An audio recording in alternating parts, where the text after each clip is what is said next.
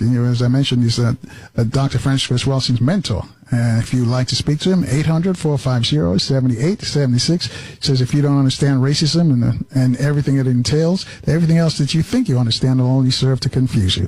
Neely Fuller Jr., how are you, sir? I'm still learning. And that's a good thing. So many of us think we figured out this thing called life already, and we don't need to learn anymore. But every time you say I'm still learning, it reminds me that we all got to say that we're still learning. All got to look for knowledge.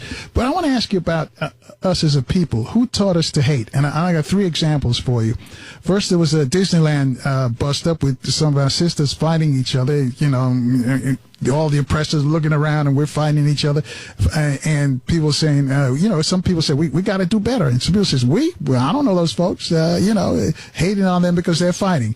2, we got this what's the name? Kamala Harris is running for office, and black people are hating on her, not because of her policy, just the fact that they throw rocks at her, but they never throw any at the oppressor. They don't attack any of the other candidates that are running, white or black. I guess they discount Corey, but they don't attack any of the other candidates, but they attack her for her policies. And it seems like I don't get it. I know she's not perfect, and I'm not supporting her or any way of that, but I always look when people attack a black person, do they attack the white person as well? That's rather, I don't see that happening as much. Also, the shootings in Chicago, young people just, almost 70 people got shot over this past weekend, this holiday weekend. So my question to you is, who taught us how to hate each other? Where is that coming from? Well, there's not so much hate, I don't think.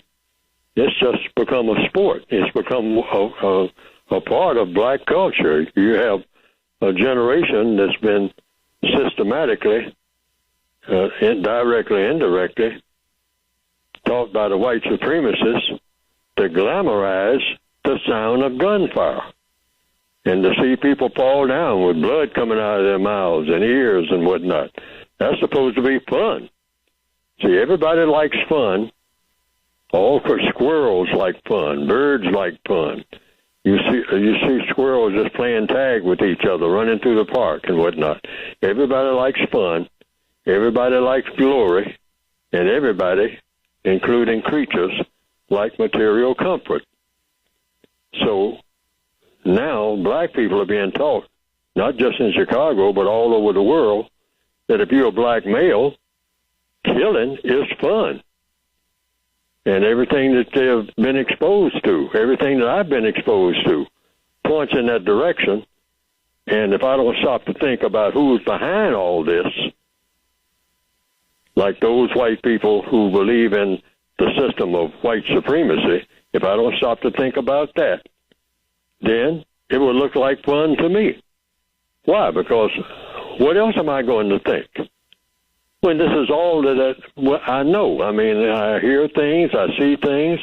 It's glamorized. People being killed on television and whatnot. People talk about being killed. People don't planning on killing other people. Either so-called war or whatever you want to have. That manhood is all about find you a gun and walk around looking for somebody to shoot at as a target, if nothing else. Even if you're bored, shoot a gun, shoot somebody in the head. I mean, and break, so you're not bored with that. That's why, because that's fun. That's excitement. Anything for excitement, particularly if it's going to be non-constructive or destructive to other people of color. That's what we're taught. We're taught that. And it goes way back. This is now becoming just the cutting edge of it. But this has been gelling for a long time, going way back before I was born, because I was raised up to glamorize guns. I used to buy what is called the Shooter's Bible. I had one of the biggest books that I got was, I'm trying to think of the name of the book, other than the Shooter's Bible, but I know that was in the title, the Shooter's Bible. And it just had page after page of different types of pistols, different types of shotguns, J.C. Higgins, Colts, Smith & Wesson, Berettas, you name it, just page after page. And all I'm just looking at it and this clip holds 9 rounds. This clip holds 7 rounds. There's the Colt 45, Army ACP, automatic Colt pistol. That's what it stood for. Going way back, 1911. I even remember some of the history of it, whatnot. 6 shots in the 7 shots in the magazine, and you put an extra one in the chamber if you want to. And then pull it back, pull the slide back, you call it, and then let it go forward. And now you got the hammer back. Now you put the safety on, so you're instantly ready to go. Switch that safety off, and boom, boom, boom, boom. Watch somebody fall down. Oh, boy. Jump in the car and take off. That's what it's really all about. Well, let me ask you this. When these people kill each other in Chicago and whatnot, nobody's walking up and saying, you did a good job, here is $10,000.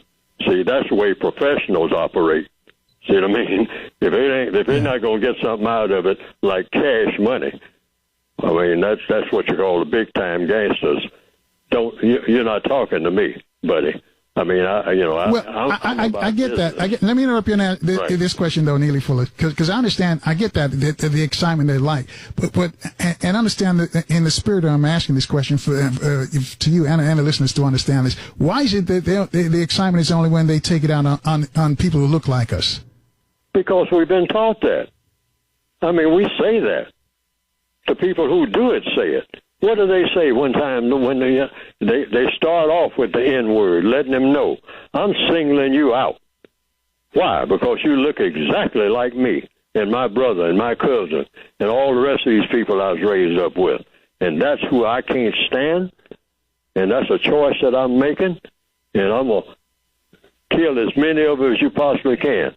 Now, when that same person that's doing this, if a white person comes around, and just say something harsh to him, he'll get mad, but all of a sudden, he ain't ready to go to war.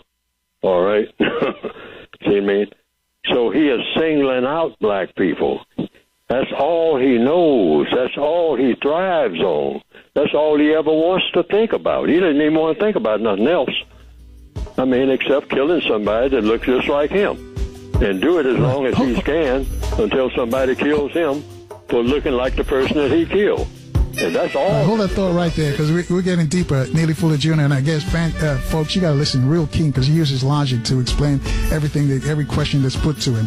If you want to speak to him, 800-450-7876. Those are the magic numbers. We'll take your calls after this short break on FM 95.9 and AM 1450.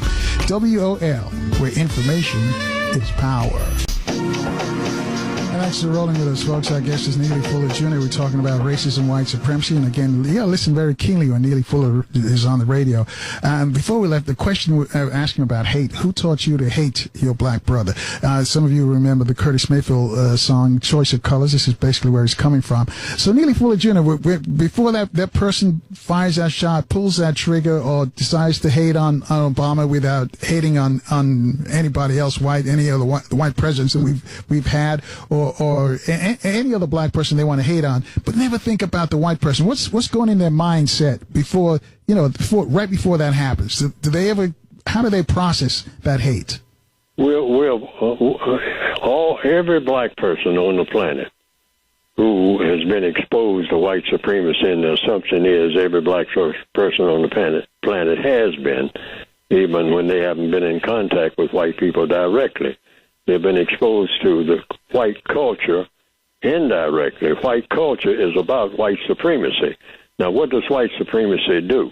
It teaches people of color that if you are a male, you cannot be a man, period. Not in the system of white supremacy.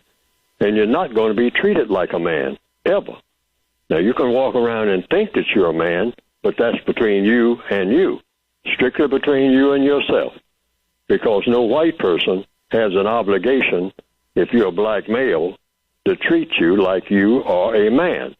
And it's logical simply because in the system of white supremacy, it's impossible for a black male to be a man. It doesn't make any difference how old he gets or what he knows or what kind of connections. That can't be done. I just start with myself. I'm not eligible, not qualified to be a man. Why? Because I was born in captivity. That's why. When you're in captivity, when you're a prisoner of war, you are strictly that and nothing else. A prisoner of war, a victim of white supremacy. And you don't have another title. You can give yourselves all kinds of titles, which is why black people love titles. We give ourselves all kinds of titles. We give each other all kinds of titles. Some titles, it's not as bad as it was in the old days. I say bad, if you want to use that word. But some people used to say professor, reverend, most high. I mean, before you ever get to a name, you would have about 40 titles. You know, when somebody introduces you, if you're supposed to be what you call a big shot Negro in the old days. This is not new. This goes way back. That struggle. Oh, I'd just love to be a man. I mean, what can it take? But by this generation, what you call the new millennia, most young black people have looked around. They have looked at the people that came before them, who since the 1960s, the white supremacists have done a rough job on black malehood. First of all, giving them an option that you can continue to be a big boy, or if you really want to get some material benefits, put on some gold slippers and skip around, and grin all the time and all like that, and have a little money in your pocket. Now, you can be a black girl if you're a black male. You can be a black girl, but you cannot be a man. You will never be a man in the system of white supremacy. Now, they have put that in cement. They have written, or rather in steel, or whatever the hardest subject, a diamond. The white supremacists have put that philosophy out here since the 1970s. That's the benchmark that I give it. All over the world, and they're spreading it. They're saying, you're not going to be a man. You're a black male, and you think you're going to be a man on my watch? On my watch? This is the voice of the white supremacists now, racist man and racist woman. Say, that's not going to happen. Say, now, Martin Luther King and Malcolm X and Elijah Muhammad and all that, they said that that's what they're going to make you out of, but it's not going to happen. Now, you can talk it, but you make any move to make that real, and you're going to wonder what fell on you. Now, they have made that clear to all of us, and the young black people have picked up that signal. And they say, well, if I can't be a man and I don't want to be like my sisters, I don't want to switch around all day looking for a male, and I pretend to be a female or try to switch over and be one if they can operate on me and make me one, because then things become easier. I guess, I hope, but I definitely can't be a man because I'm in big trouble if I try to be.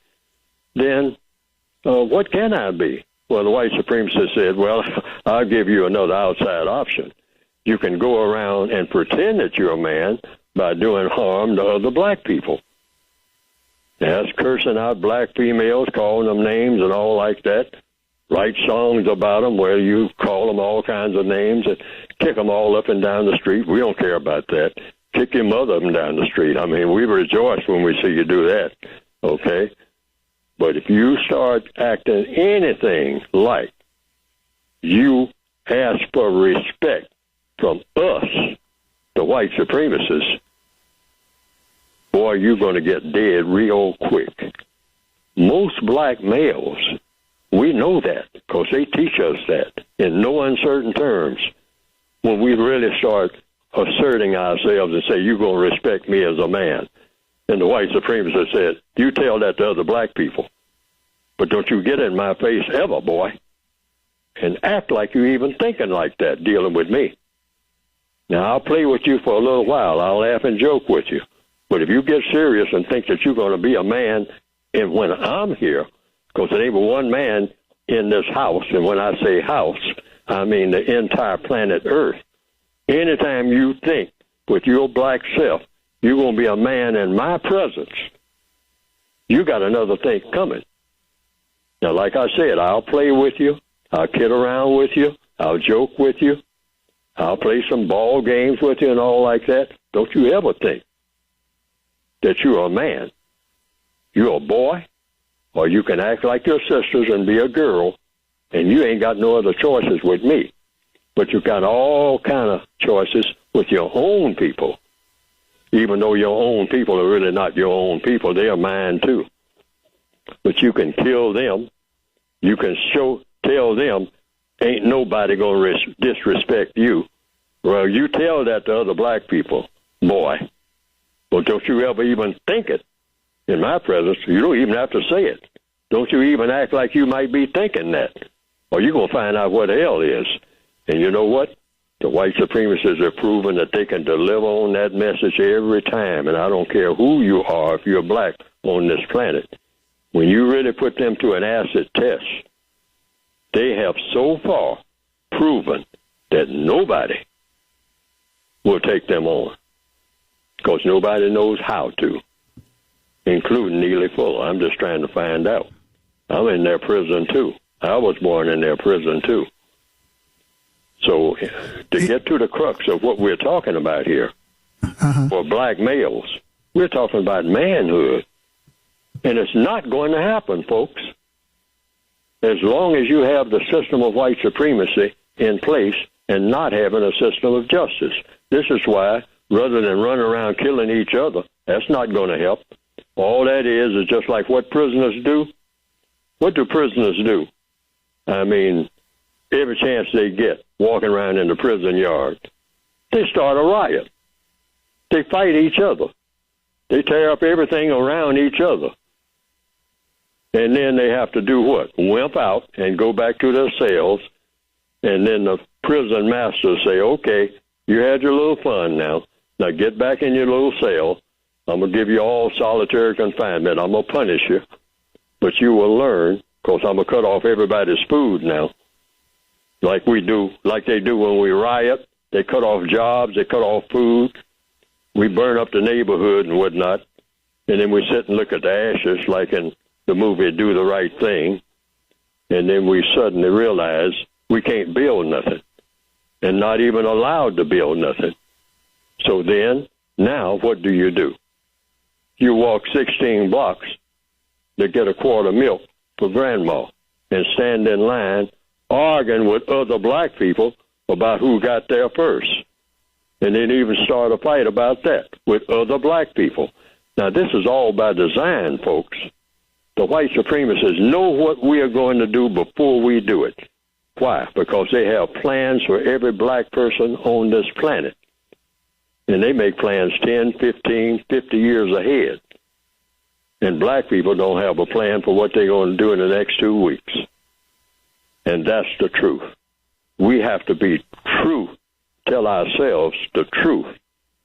Because you can't straighten out anything without telling yourself the truth about your own flaws and your own weaknesses, and be able to admit that when somebody is stronger than you or smarter than you, that you've been beaten down and you've been outsmarted. And so far, that is the plight of black people worldwide, not just in South Side and West Side Chicago, but everywhere in the world. Johannesburg, Brazil, you name it. Anywhere you find people of color. And the darker they are, the more oppressed they are. And the more they are prone to turn on each other. Why? That's logical. I mean, you're in the prison yard. There's nobody in the prison yard but other prisoners. You're on the slave ship. There's nobody on the slave ship below deck but other slaves. So what do? You start a fight. All people do that. White people would do that if just a bunch of them on a boxcar heading to the death camp. And then the food runs out. What else are they going to do? Somebody throws a can of sardines in there among a whole bunch of prisoners, and that's the only can that anybody's seen in 2 days. You got a fight going. All right, hold that thought right there, Neely. We got to take a short break. 800-450-7876. Get you want to speak to Neely Fuller Jr. We'll take your calls after this short break on FM 95.9 and AM 1450 WOL, where information is power. And thanks for staying with us, folks. Our guest is Neely Fuller Jr. And Neely uses logic, cause and effect, to explain the answers or whatever he's discussing. His book is called, the short title of the book is called The Code. And basically, the oppressor, the other folks, they have a code with when they deal with us, whether they're from Scandinavia, South America, Europe, wherever they are, they know how to deal with us because they stay on code. And what he's been teaching us for the decades now is that we've got to get a code, and we have to stay on code. Having said that, though, Neely Fuller Jr., there are some people who are probably listening right now and probably disagree with you, the fact they say they're not in a prison camp, they're not on the slave ship, because they have free will, they can do whatever they want. What do you say to those folks? That they don't understand white supremacy. And it's not me teaching that. I'm just observing what's there. And I always ask people, don't believe anything that Neely Fuller says, because he's a mistake. He's a fellow prisoner. So that's just his assessment. Peeping out of the small cell that the white supremacists allow me to be in, which is wherever they put me on the planet. I can't be anywhere except where they assign me to be. I can't be anywhere except where the white supremacists assign me to be on this planet. They assign black people, people of color, where they're going to be. I follow that assignment. I can't be anywhere except because I'm in their prison. And what is their prison? It's the entire planet. We have to understand that. We have to understand we are dealing with something much bigger than what we think. We have been taught by the white supremacists to think that white supremacists are 10 or 12 beer-drinking white men, mostly white men and a few white women, in some ragged station wagons, yelling the N-word out as they drive through what we call the black neighborhood, all right? Drinking beer, shooting guns out the window or something every now and then, and shouting out the N-word. Now, that's how we think of white supremacists. We don't think of it as being an entire, well-thought-out, global gangster system, because it operates on gangster principles based on the old principle of what a lot of white people said that they got rid of, which they didn't, and that is the idea of royalism, because that's all racism is. Racism is just the latest and most powerful form of royalism. Now, what is royalism? Kings and queens. In other words, somebody somewhere taught somebody that if you're white, you're automatically a king over whom? Over subjects, over your servants. And who are they? Anybody with color in his or her skin. Now, once that idea took off, if you're white, anybody with color in his or her skin, you are supposed to dominate. That's your assignment as a white person. Like it or not, that's your assignment. You're not doing your duty if you don't do that. That's how white supremacy, apparently and logically speaking, and according to all the history books, directly and directly prove how it came to be. And we're witnessing that. But we're witnessing it in the most refined form now. It used to be not so refined. They just walk in and just start killing people. I mean, the red people and whatnot, hey, they'll talk to you for 5 or 10 minutes, but if you give them any sass, you're dead, all right? And they just kill people and kill people and kill people and kill people. In what you call Australia, they did it there. They did it everywhere they went. But over a period of time, they say, well, we don't want to just kill everybody all the time. I mean, been there, done that, know how to do it, can do it again anytime we want to. So what we'll do, we will handle people the best way you can handle people, where you can get the most out of them. And that is through their minds. So we'll capture their minds. And we'll even tell them about killing. But we will teach them to kill each other. We'll teach black people to kill Mexicans and Indians, and kill Mexicans to kill black people and whatnot, and kill Mexicans to kill Mexicans, all right, and form gangs killing other Mexicans. All these dark-skinned people, we'll teach them how to do all that, as long as they don't bother us. We'll be running everything. We'll crack the whip over all of them while they're killing each other, all right? Knock their heads together and say, all right, that's enough, boys. Get back in your pens. Get back in your little chicken coops. Get back in your ghettos. Write a few songs. Do a little tap dancing and whatnot. We'll throw you a few coins and throw a lot of coins nowadays, because the price of maintaining white supremacy is getting higher. Because black people are, some of them, are beginning to wake up a little bit to that part, that they would like to get paid sometime for something, all right? So, but that's just about as far as it goes, because the white supremacists, they pay them. They'll pay us all. You know, they'll pay us reparations if it's cash, because they know they'll get it back in 15 minutes anyway. They know they are the masters of money. It's not that's another thing about money. Black people think money comes from some secret planet somewhere. All money is controlled by the white supremacists. So anything that I send out to you, if I control it, and then I control you on top of it, it's logical that if I control you and I control money that I give you, what does that mean mathematically? That I control everything, including money. But we don't even think at that level. In fact, we don't think about anything much at all, except what this conversation this evening on this radio program started with. Just looking at each other and comparing everything with each other. And that's just like prisoners on, and I've said this before on this program. I hope I've said it, because it can't be repeated enough. What do black people value more than anything else? Comparing one black person with another, whether for better or for worse. And we don't look at the big wide world around us other than just the little mess that we are doing, which all of it put together is just a mess. That's all you can really call it. All of it put together is a mess. I mean, you shouldn't wish what we call black culture in 2019 on anybody. Why? Because it's a failed culture. That's why. It's a failed culture. It's a non-constructive culture. It's an unreliable culture when it comes to getting anything of constructive value out of it. And if I'm making a mistake in saying that, because I'm saying it to the entire world, point out something about black culture that the whole world should copy. I'm not talking about what we say we used to do or could do or thinking about doing. I'm talking about what black people actually do every day. And think about whether or not anybody coming from another planet will want to say, oh, you know what?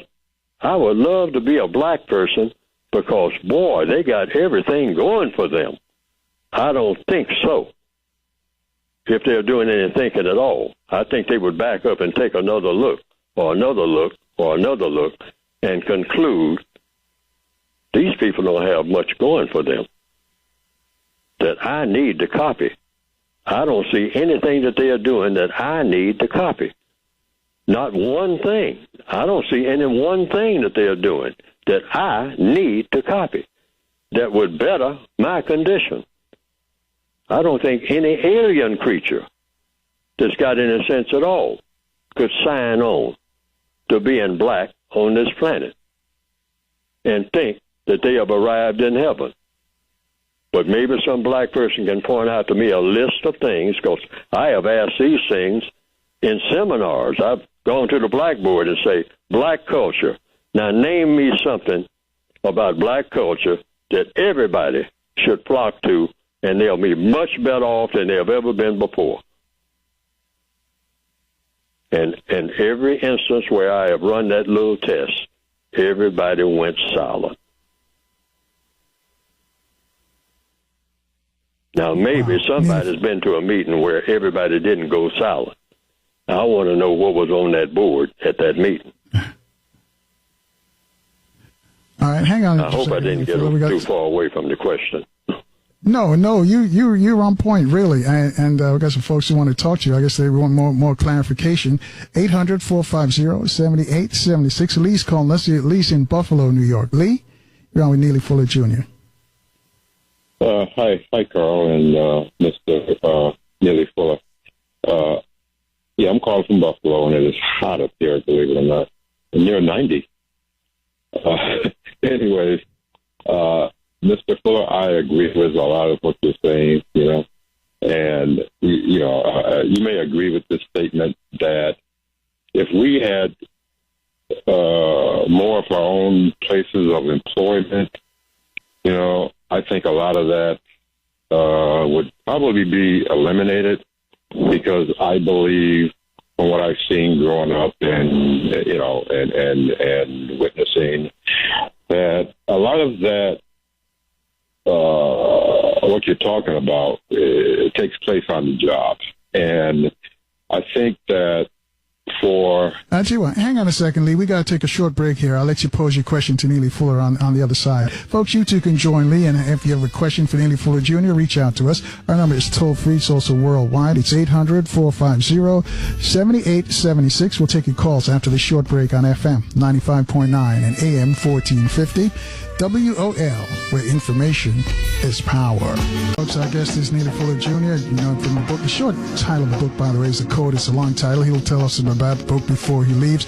When you ask him a question, the response he's going to use logic. So you got to listen very keenly, because you're cause and effect to the responses that he uses. Before we get back to him, and Lee calling us from Buffalo, New York, let me just tell you, coming up tomorrow, we're going to hear from Dr. Edwards from the group Black Doctors Matter.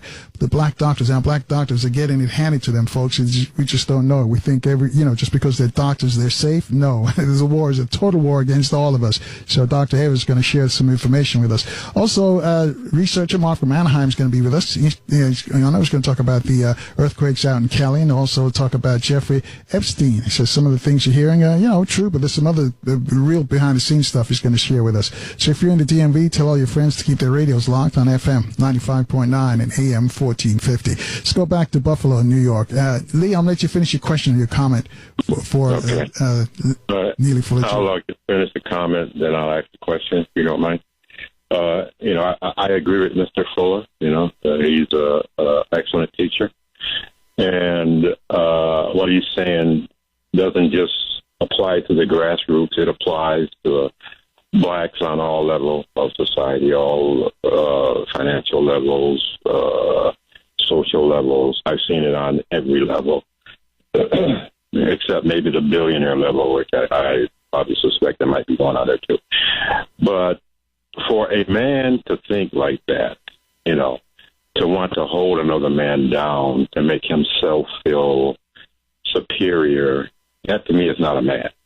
Mr. Fuller, you're talking about men, or so-called white racist men, that hear voices whose racism is driven literally by voices constantly. They're tormented individuals constantly. If they're not hearing voices all day long and all night long, that drives them to the bar on weekends, you better believe that their childhood memories comes in second place, where it's so strong of the racist behavior that were forced upon them by their parents and aunts and uncles and God knows who else, that these voices never leave these individuals. They're driven to do what they do. They see it as life or death, that for some reason that blacks remain subservient or beneath them. And you got white-skinned Jews, Zionists. They are over the Anglo whites, okay? They are behind, they are like the shadow that controls the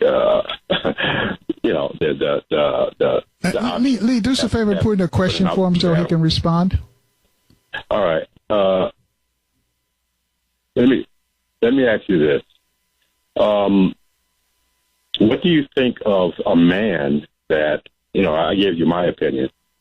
What do you think of a man that feels the need to keep another man down psychologically? It makes him feel, a blank. I'll let you fill that in. Why do they do it?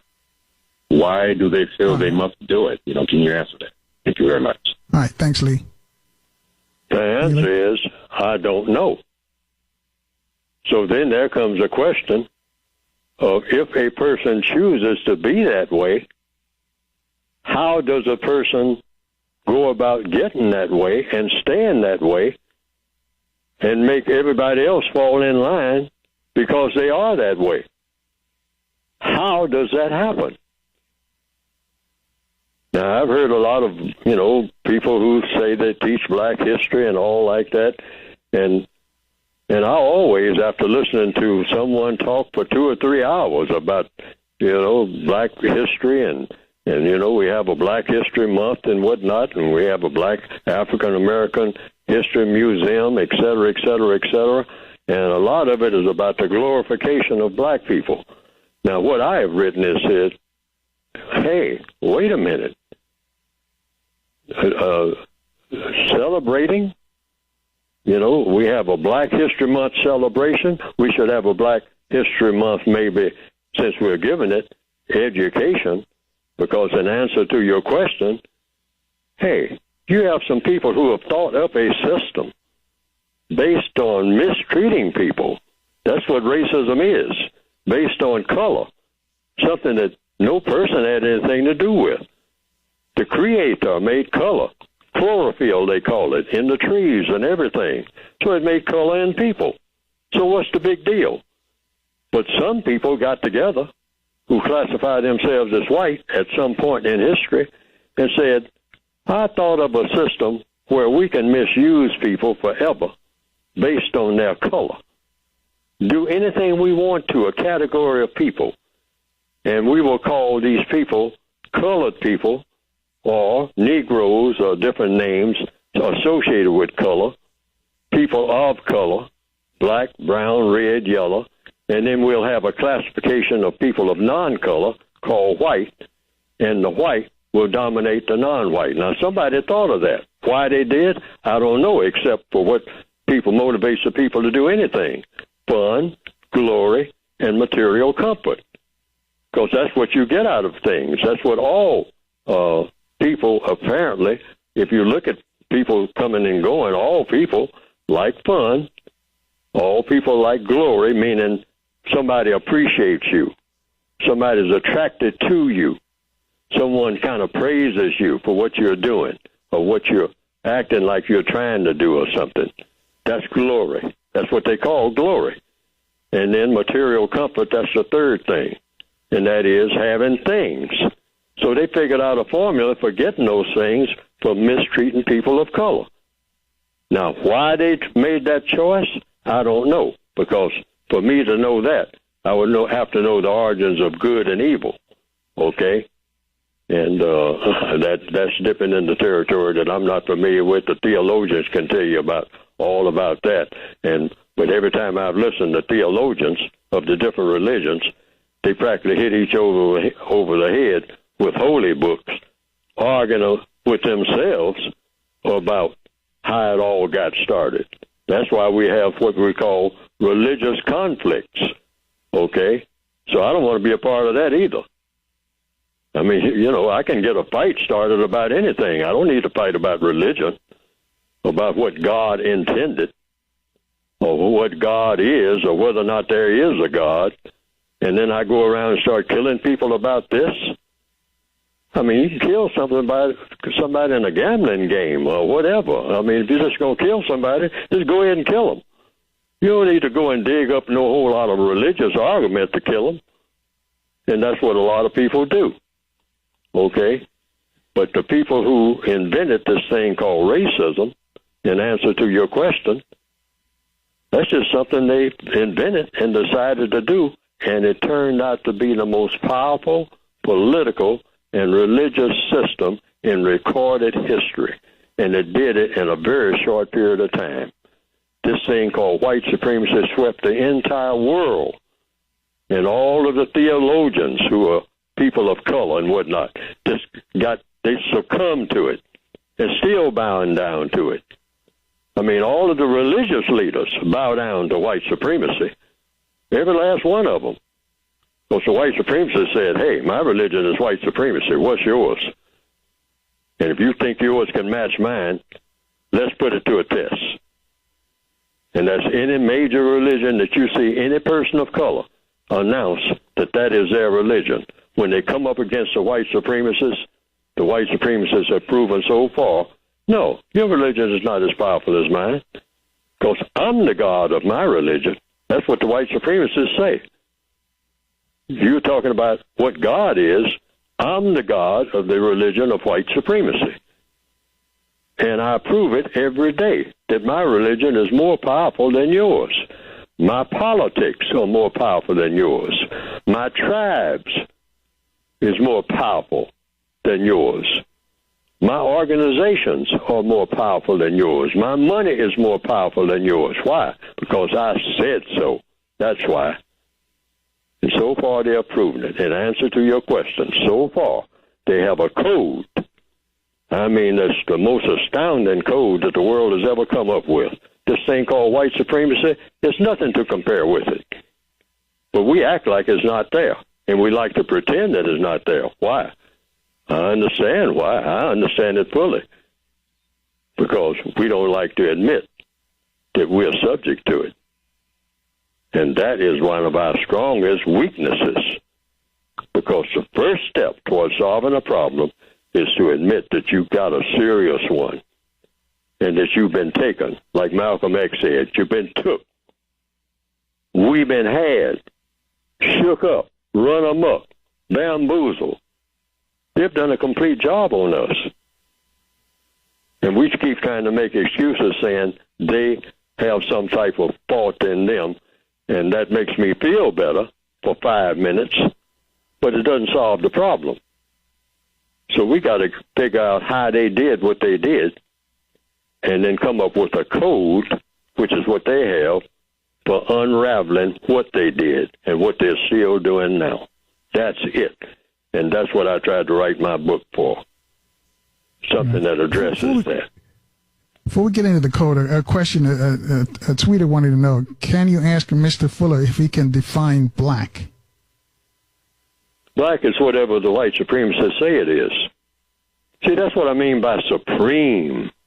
People dance around that word. They act like that word is not even there. But now I'm beginning to see more and more people use it. I've been trying to get people to say it for years.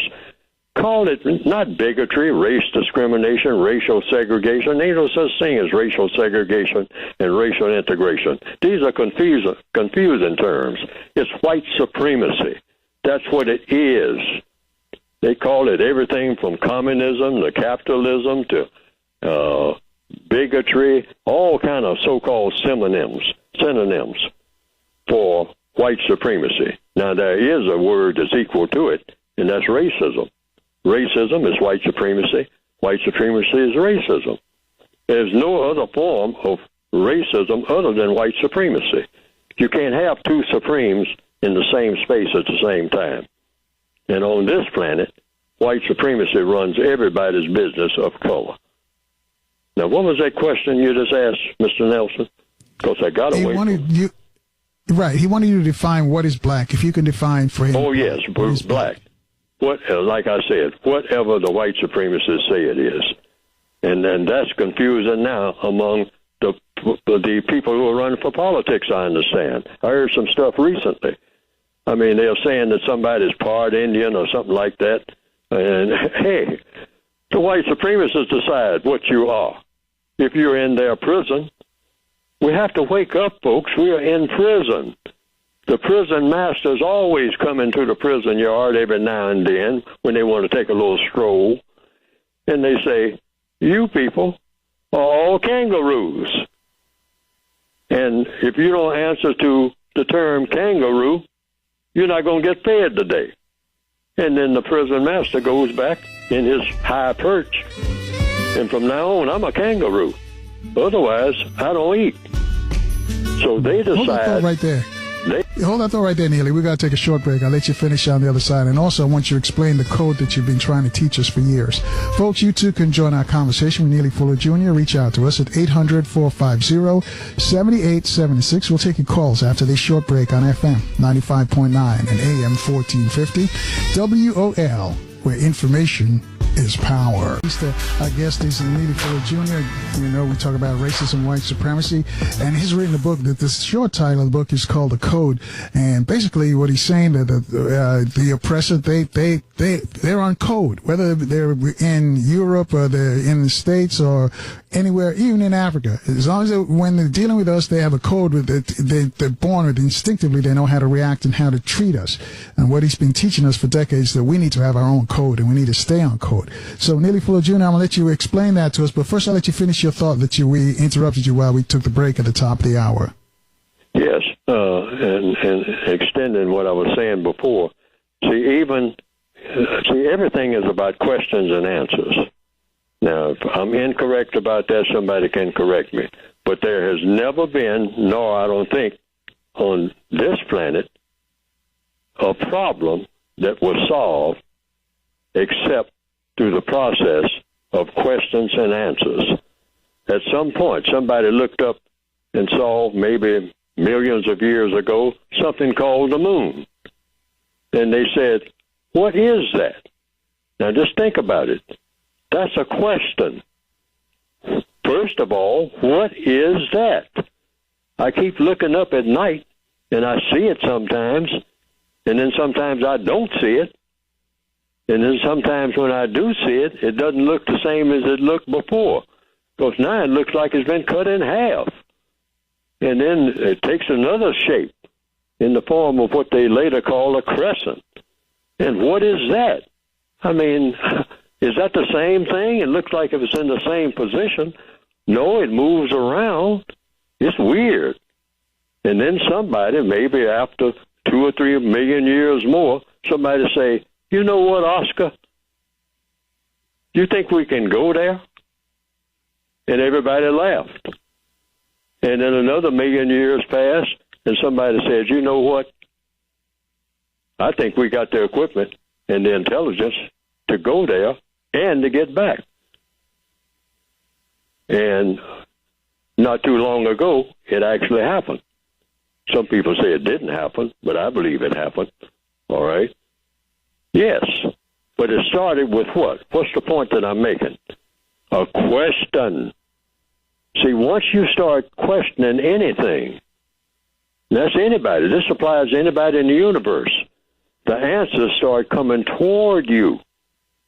I believe that because I've seen all kinds of evidence of that.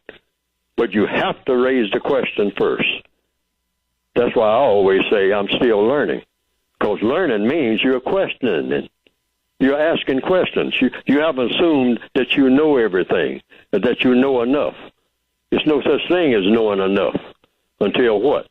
Until all problems are solved. That's if you go by logic. And I definitely have problems. So that means I do not know enough of anything. Because I don't know how to solve all the problems that I have. And to anticipate all the problems I'm going to have.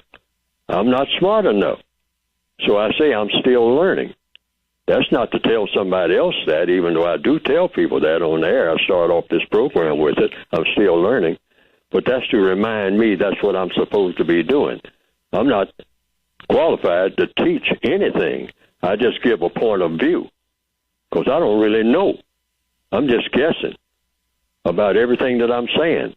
And nobody has figured out what to do about white supremacy. That's why here in 2019, we're having programs like this one. We're still talking the same type of stuff we were talking 200, 300 years ago, maybe longer. I mean, it's a race problem. We need a code, and the code you have to do is tell yourself the truth. Everyone understands that. Every doctor that's anything not going to try to scream the truth. And everybody who goes to a doctor and is serious about getting healed is not going to try to hide anything from that doctor. If they came to the doctor to get healed, that's why doctors want you to tell them the truth. Say, don't tell me that you're smoking, stop smoking, and you're still smoking. And I'm prescribing this for you and that for you on the assumption that you have stopped smoking. And black people are kind of notorious for telling ourselves things that are not true. That's why we should stop celebrating anything and call everything what? I'm not saying not to get together and do anything. I'm saying if you get together, educate, not celebrate. Balloons and fireworks, that's not education. Mardi Gras is not education. If you've been there once and taken a look at it or something like that, whether in Brazil or New Orleans or whatnot, been there, done that. All right? Now let's think of maybe coming up with a new format, a new code for Mardi Gras. See? Then the world might take up another look at us and say, these people are producing a whole brand new culture, which is exactly what we need. When we say we need to get on code, when I say it, the white supremacists have a code. What is a code?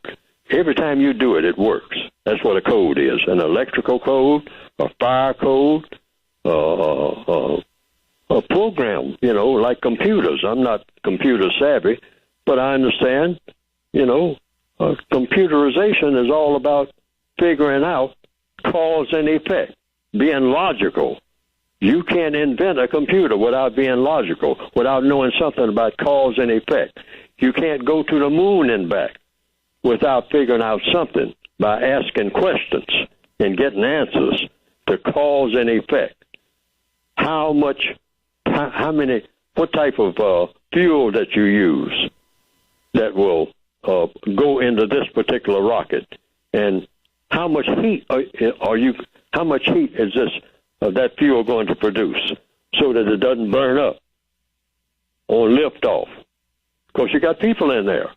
You don't want it to burn up. You got to do a lot of figuring. And what is figuring? It's figuring out cause and effect. And what is cause and effect? Questions and answers. Answers and questions. So black people should become the most questioning people on the planet. Why? Because we have the fewest answers. So don't be, but we hesitate to ask questions, and I understand it because I used to be that way.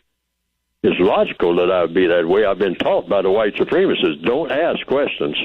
Just walk around acting like I know everything. And that's a sure way to cement ignorance in my brain, to turn my brain into a big block of concrete. Babies come here questioning. And right up to the time you leave here, you should question. Somebody told me, some preacher told me a long time ago, even when Jesus was here, and a lot of people say Jesus is their leader, Jesus left this planet with a question. And I think it was, if I got it correctly, theologians can correct me if I'm incorrect. What was the question? My God, why hast thou forsaken me? I understand those are the last words of the person who was a great influence on the minds of people, was a question. So questions are always in order. Why? Because there are things you don't know that you probably need to know. Now, every inventor who's worth being called an inventor is a question asker. And the people, like I said, given that illustration about the moon, first of all, you say, what is that? Can I get there? What is it for? What does it do? What purpose does it serve? You might have 10 million questions about one thing. And that's something that the white supremacists understand that black people don't seem to understand at all. We like to strut around and think, black males, many of us, tell the truth, take off our shirts, flex our muscles, put on some dark shades, cuss everybody out, and say, I know everything, can't nobody tell me nothing. Now, how many times have I heard that from black males more than anybody? More than anybody I have ever been around in my entire existence on this planet. Can't nobody tell me nothing. Well, that's a terrible thing. According to what? Neely Fuller? Logic. Can't nobody tell you nothing? Can't nobody tell you nothing? You know everything that you need to know about everything? And everybody I've seen who had that attitude has wound up in early disaster. Everybody, without exception, who said that and really meant it. Can't nobody tell me nothing. Part of the code, black people's code, the victim's code, I say, should be, I'll listen to everybody who wants to tell me anything, because I'll be learning even things that I don't want to hear. I'll still be learning. You don't turn down an opportunity to learn, period. But what is that saying that they associate with black people? The only people on the planet that they associate with black people? What's that slogan that you often hear used? If you want to hide something from a black person, put it in a book. Right. Hold that thought right there, Neely. We got to take a short break here. I'll let you expound on that. And also explain to us, how do we get on code? 800-450-7876. I know you're listening intently to Neely Fuller. If you've got a question, reach out to us. We'll take it next, right here on FM 95.9 and AM 1450 WOL, where information is power. And thanks for rolling with us, folks. Our guest is Neely Fuller Jr., and taking another installment of his tome on racism, white supremacy. So, Mr. Fuller, I'm going to let you continue your discussion. Yes, and earlier in this conversation we're having this evening, I'd like to call it a conversation, we talked about black people criticizing some of the black politicians who, and going back and forth with that. Now, what I have written in the book, I invented a term, which is what you have to do if you're going to have a code. You have to invent stuff. So you can invent words. People do when they make songs and all like that. Or you invent new definitions for words. Give them your own definitions. Words are nothing but tools. You can do that. The white supremacists do allow you to do that so far. They have allowed me to do it. And that's why I took it upon myself to invent a term called VGQ, which is Victims Guaranteed Qualification. And and everything that you do, every invention that you make, should serve a constructive purpose. Now, what's the constructive purpose of something that you call VGQ, or Victims Guaranteed Qualification? A qualification that you guarantee a victim of white supremacy. That's what it's for. And that is any person of color who gives his or her opinion or viewpoint on anything shouldn't be criticized by another person of color, period. Why? What's the practical reason? Because it doesn't mean anything. Your criticism doesn't mean anything. Your criticism in the system of white supremacy has to be approved of by the white supremacists themselves, or what the victim, the person that you're criticizing, whatever that person is saying. In order for it to mean anything in the prison system of white supremacy, the prison masters have to approve of it if it's going to mean anything. So what does that mean, logically speaking? That you're just wasting your time and energy doing that. You're getting an emotional high, but you're not adding anything or subtracting anything to anything. You're not changing anything because you don't have the power. I don't have the power. I can sit here and talk about what I don't like, about what some black person is doing, all I want. But if the white supremacist said, this is my prison, and I assign all of you prisoners to do whatever it is you're doing. All right? I mean, so if I assign somebody to do something, I don't care about your criticism or your praise, because I don't have to. I don't have to pay any attention to you at all. In fact, I can exterminate you anytime I get ready. And I got a million ways of doing it. Principally, have another black person do it. All right? I mean, that's easy to do. And give them $100 and you're gone. Okay? I kick out anyone, plenty of you, in this prison of mine that will shank you like they do in prisons, in what you call prison. So VGQ, Victims Guaranteed Qualification. Now, how do you handle it if somebody, like someone, they didn't ask me directly, but if they ask me specifically, like people have done on air, I go straight to the code. They say, well, Fuller, what do you think about what Reverend so-and-so said last week? I think that's terrible what he said. It sounds like he's selling black people out. I say VGQ. And the person says, what's VGQ? I said, he's qualified to say that. As a prisoner, he's just a fellow prisoner. He ain't got no power, no way. Let him say whatever he wants to say. You just listen and see if it's something you can use, and if you can use it, use it. If you can't, just ignore it. You don't lose nothing. You don't gain nothing. Why? Because the white supremacists are going to make the decisions anyway. It doesn't make any difference what a black person says. There are some black people that get on TV and they talk about, for or against President Obama and what he did and didn't do and all like that. That means absolutely nothing until the white supremacists say, now this is what I got to say about President Obama. Now it means something. What a black person says about another black person means absolutely nothing in the world of white supremacy. That's code. So you have to know how to handle that. And the best way to handle it, I have found from experience, is you simply say, well, he said what he said.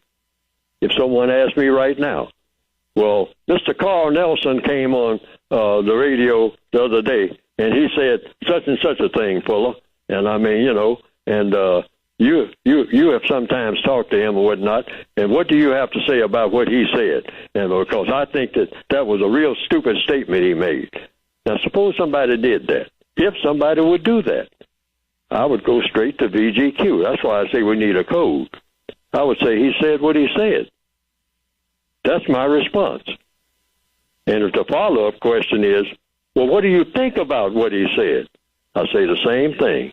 I think that he said what he said. In other words, if you got something to say about what he said, check with him.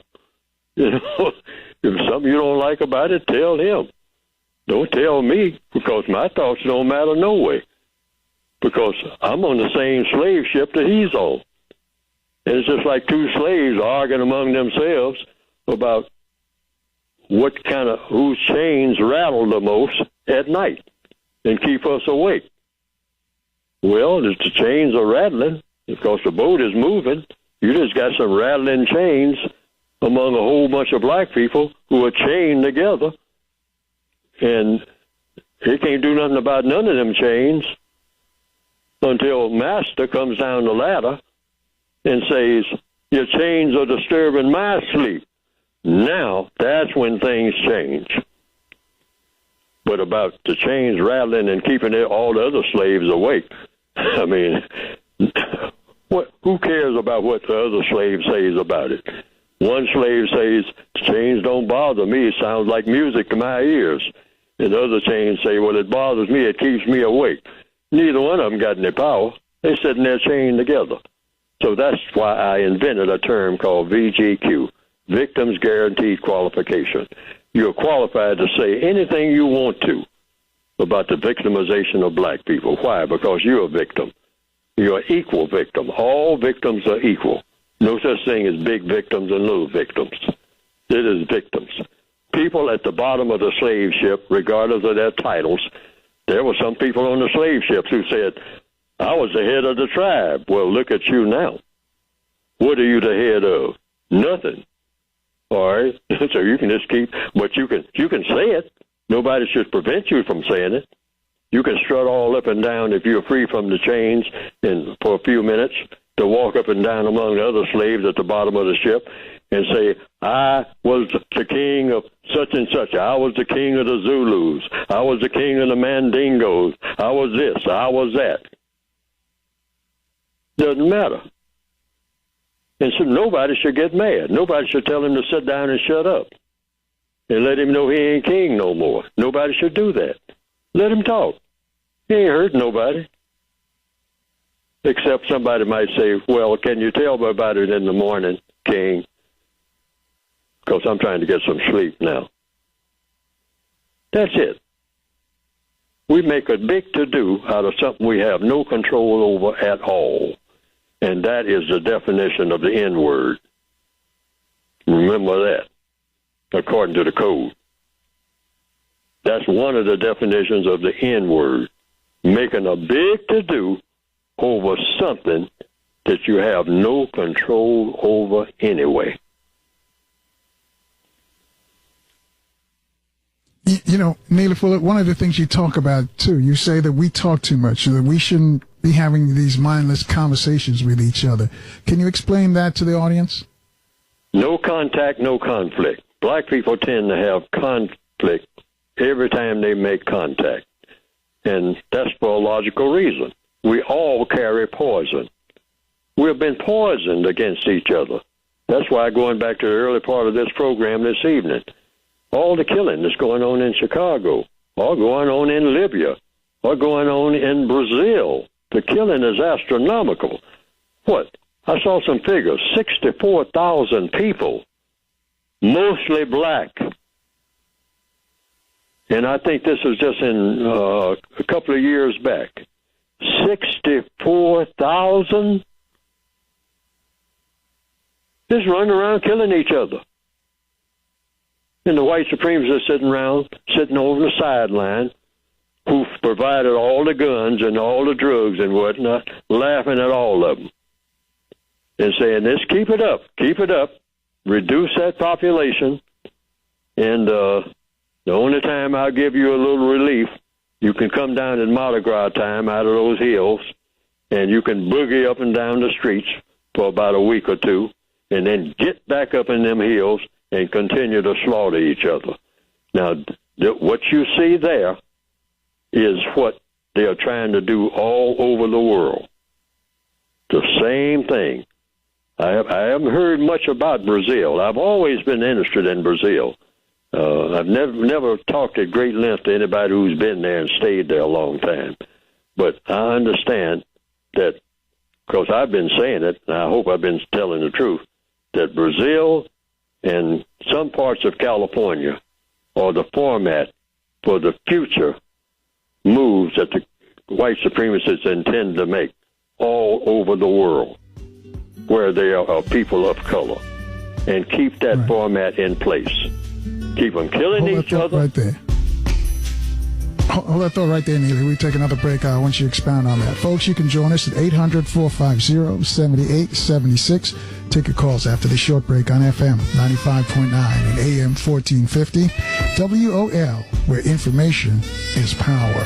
Discuss Wilson's mentor. His name is Neely Fuller Jr. The short title of the book is The Code, and I'll ask him to give the full title before he leaves and how you can get a copy if you understand what he's talking about. Obviously, not a lot of people are understanding. Mr. Fuller, when you finish your thought, I want you to respond to this tweet. The tweeter says, "Is Mr. Fuller glorifying white supremacy because there is nothing good about white supremacy that the world has to emulate?" So I think what you're saying went over his head, but I'll let you finish your thought, then you can respond to this tweet.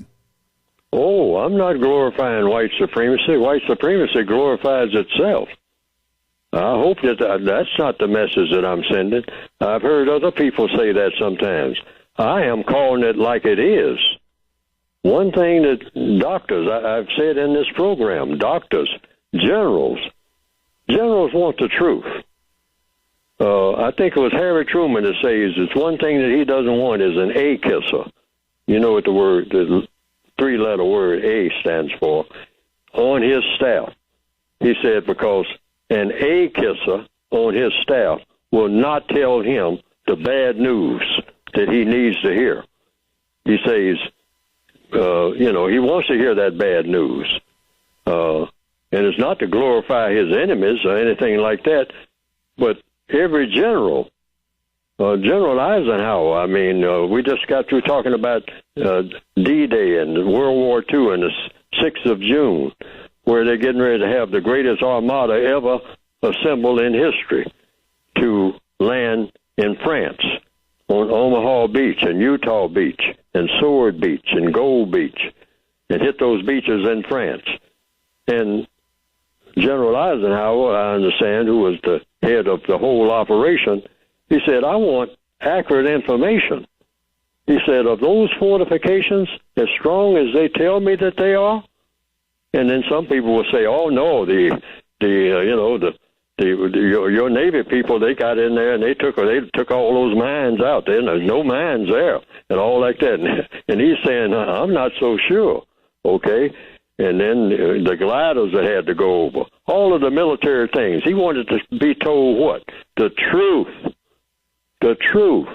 It wasn't that he was glorifying Hitler, but when you're up against an opponent, every football coach knows. Sometimes a football coach will send somebody from his sector, I heard, over to find out how strong that other team is.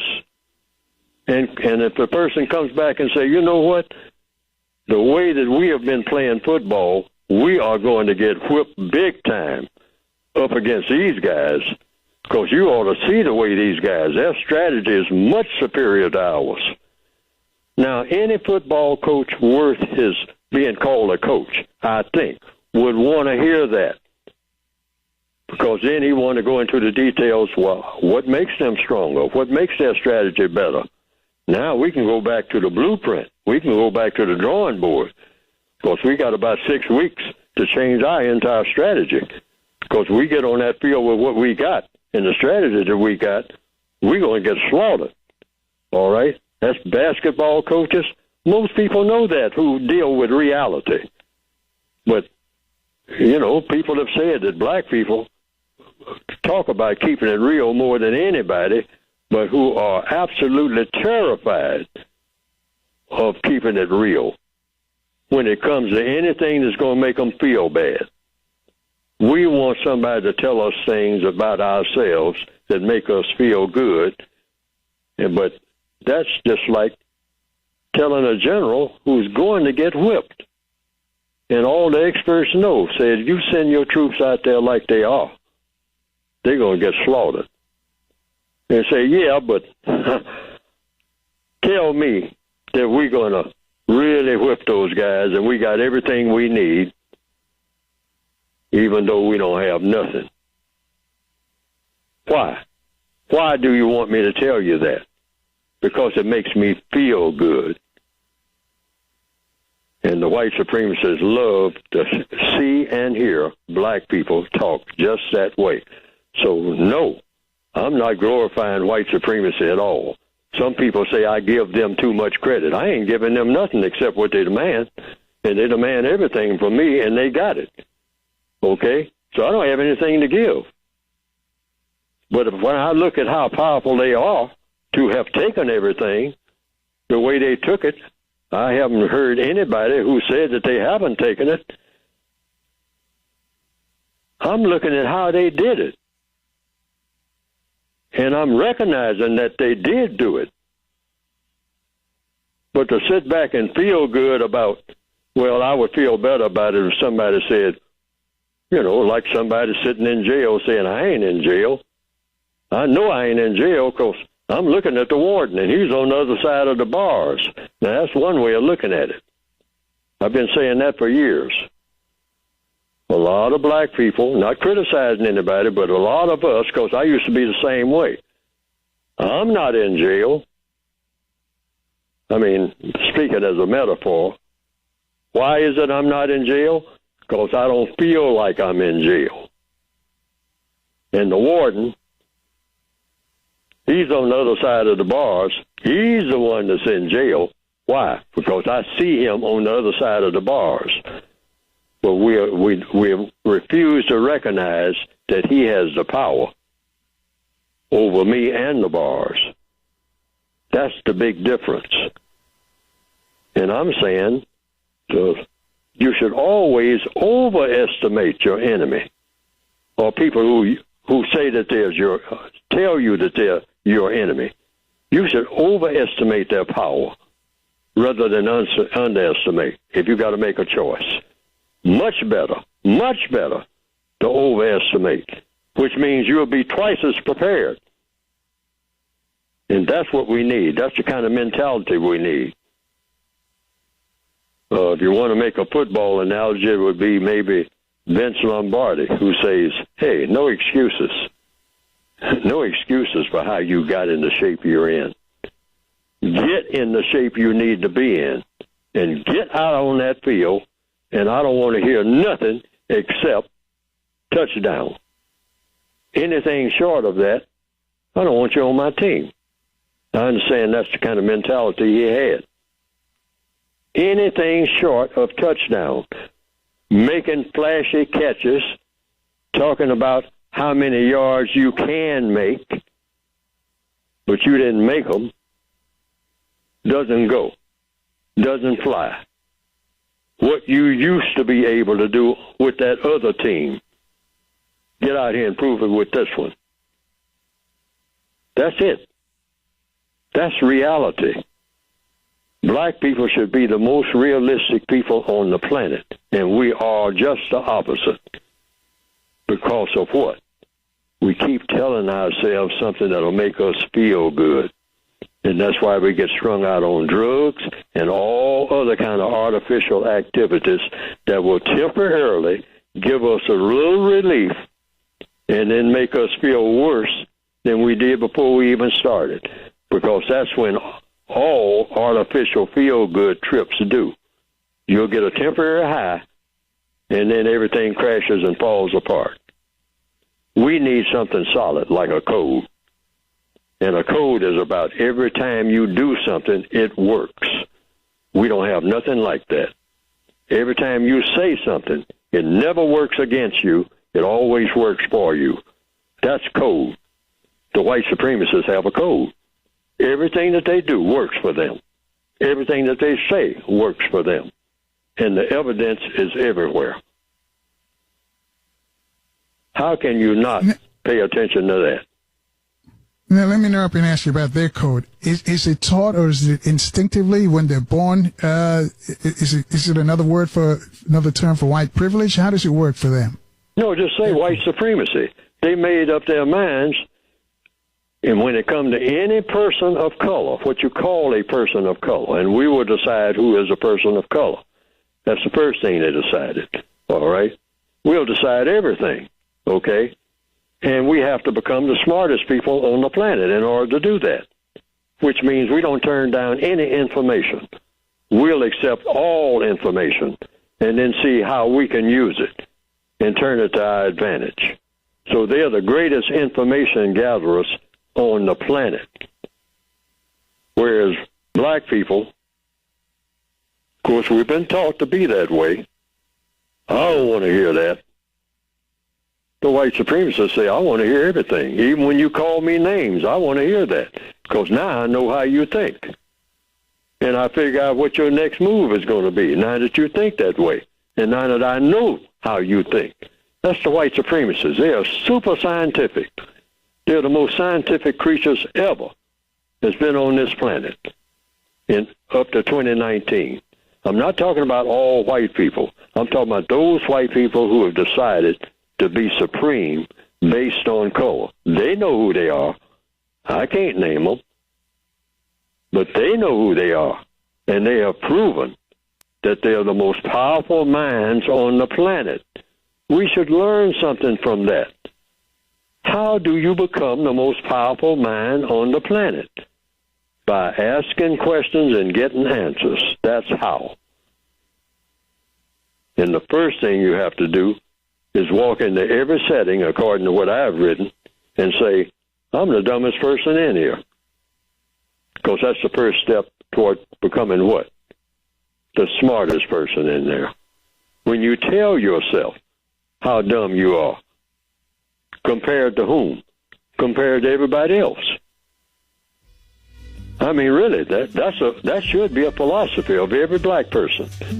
I'm the dumbest person in every situation that you can name, which means I'm willing to learn everything that everybody else knows who's here already. Thank you for staying with us, folks, and our guest, Neely Fuller Jr. The number to call to speak to Neely, 800-450-7876. Before we get back to him, just let me remind you, tomorrow we're going to hear from Dr. Edwards. He's leader of the Black Doctors Matter. Our physicians are under attack. Neely Fuller tells us we're all in jail, whether you're a physician or not. So if you listen to the show long enough, you get the gist of what's going on in the world as far as black folks are concerned.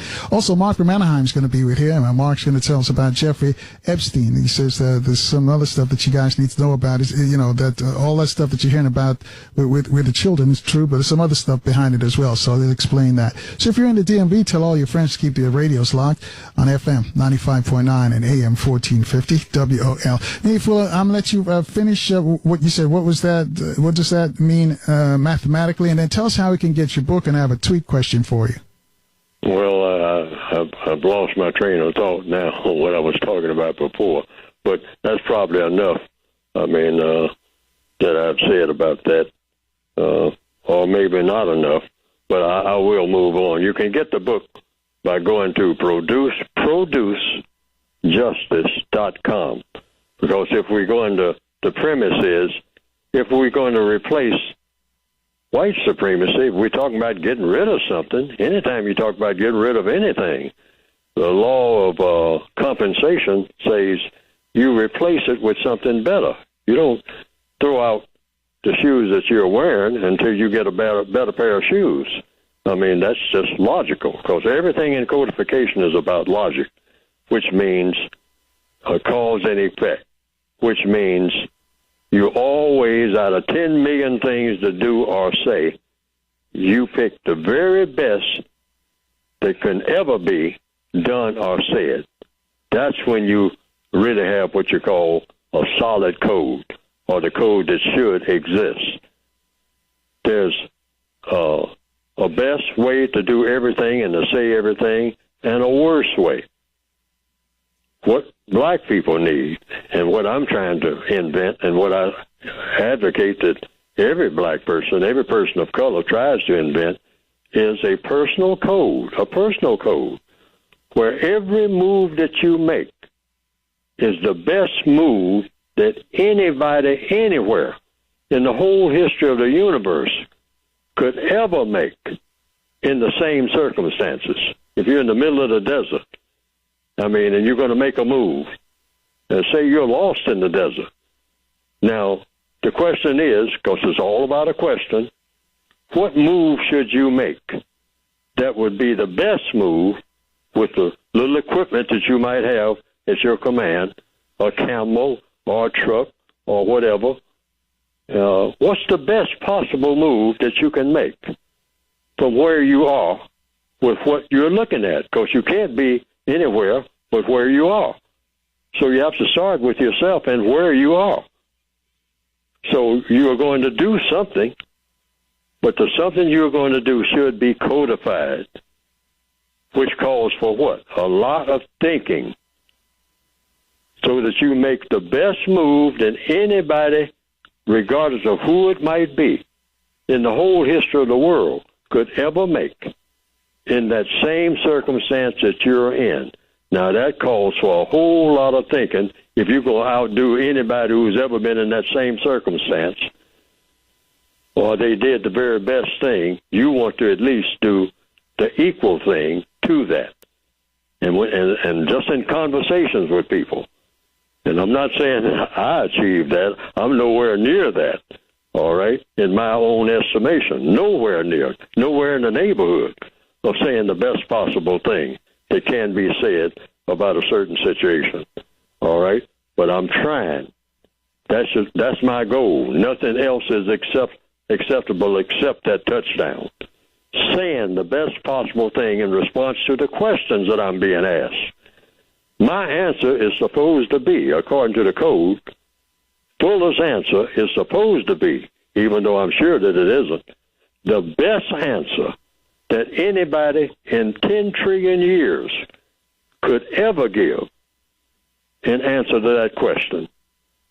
Now, if we all start thinking like that is the criteria, I'm talking about 10 trillion years, and you got to answer a question.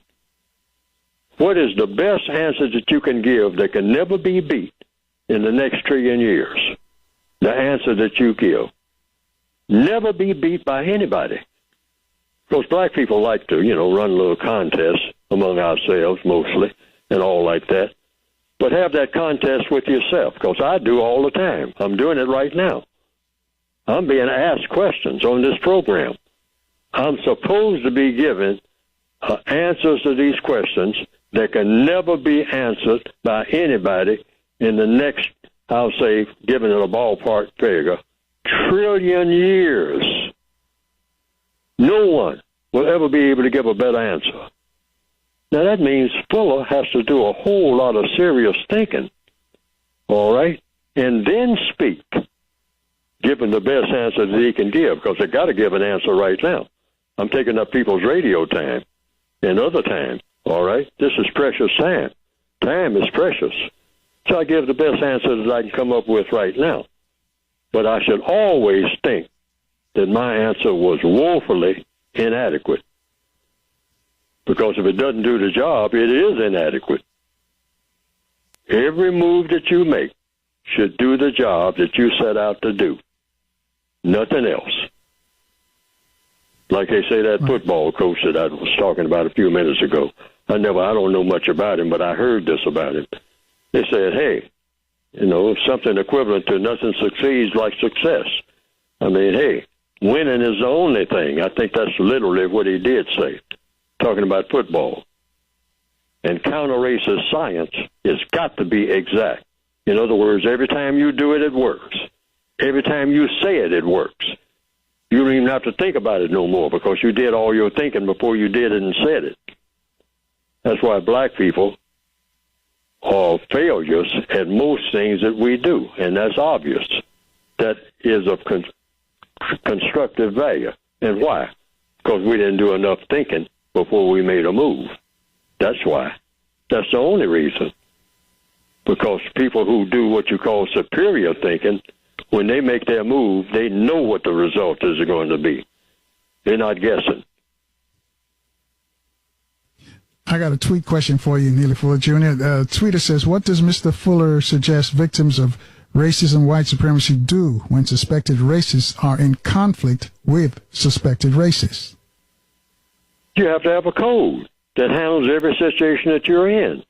And like I said, I tried to write in my book that you can get by going to producejustice.com, a sort of, you might say, shabby guideline that you can use to start you on that way. I mean, the thinking is a code of thought, speech, and action. You think, then you speak, then you act. That's the sequence. That's the logical sequence. That's the sequence that has always worked for people who have been successful at anything. They thought about it first, thought about it, and thought about it, and thought about it, and thought about it, and then made the best possible decision with the circumstances they're given to now speak about it and or act on it. And then, if it doesn't work, back to the drawing board and think about it again. Because evidently, your thinking was flawed. But you'll make mistakes, like babies do, trying to learn how to walk. You crawl first, and then you try to learn to walk, and you fall down and all like that. That's a part of the process. But that's how you do it. That's the code. That's the answer to this question. You just keep trying to go in the correct direction. I think I mentioned to somebody just a few days ago, an old blues song, a line from it. I'm not getting the line correctly the way it is, I'm sure, because a lot of things I've forgotten. But it's a blues song by Memphis Slim. It came out in the 1950s. And I think, if I recall correctly, it's a line similar to this. And it said, as you go through life, you can't help knowing. You can always get help, but only the way you're going. And that struck me. That line stood out in a blues song. I learned something from that. I've kept that in mind all these years, that if you start out in a certain direction and you're determined to keep going in that direction, and hopefully it's the correct direction, somebody or something will help you keep going and get where you're going. But you got to do what? You got to start. Even if you're stumbling and fumbling and don't know too much about what you're doing, you start anyway and do the best you can. Use what little bit of intelligence you got to get more intelligence, meaning learning more. Going in the direction of what? The way you're going. And somewhere, somehow, and this has happened to everybody who's been successful, somebody tells you something or joins with you to help you get where you're going. But you've got to start in the direction that you're going. If you're going in the incorrect direction, somebody will help you do that. And you just keep going that direction, and they'll help you go right on off the cliff. Because that's the end of that journey. That's the direction you're going. You're going off the cliff.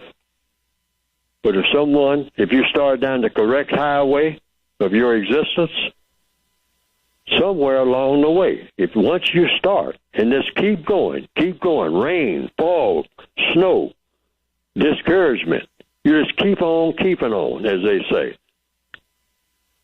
Some things or somebody or somebodies, usually it's a number of people, in small and large ways, will help you along that way.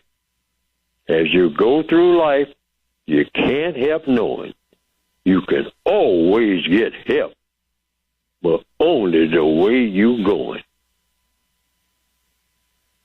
Memphis Slim. That's pretty deep right there. That's pretty deep. Say it one more time for us. Say that, what now? Say it again for us. That's pretty deep. As you go through life, and I might be misquoting him. I said that before because my mind is getting stale. As you go through life, you can't help knowing you can always get help, but only the way you're going.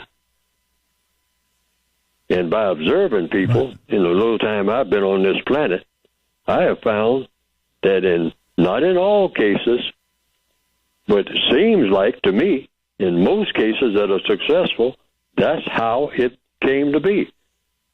I mean, whether it's a person starting out to be a drug dealer, they wind up being one, because that's the way they're going, and people will help them. A person starting out to be an electrical engineer or a doctor, or saying that I want to do something that's more constructive than anybody ever did in my own neighborhood, and that person just kept on and kept on and kept on. Next thing you know, they did it. And John Kennedy said what? Hey, you know what? People have been talking about the moon for trillions of years, maybe. I'm going in 10 years or less. How about that? Everybody, including me, what in the world is he saying? Does he know what he's saying? I mean, is he kidding? All right. And the next thing you know, I've landed. We're here. Right.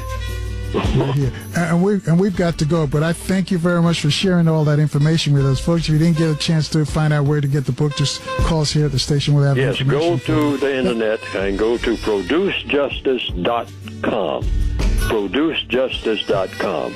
And right there you'll see the method for ordering my little 2 cents contribution for establishing a code that you can use every day as an individual. Flat out of time. Folks, stay strong, stay positive. We'll see you tomorrow at 4 o'clock right here on FM 95.9 and AM 1450. WOL, where information is power.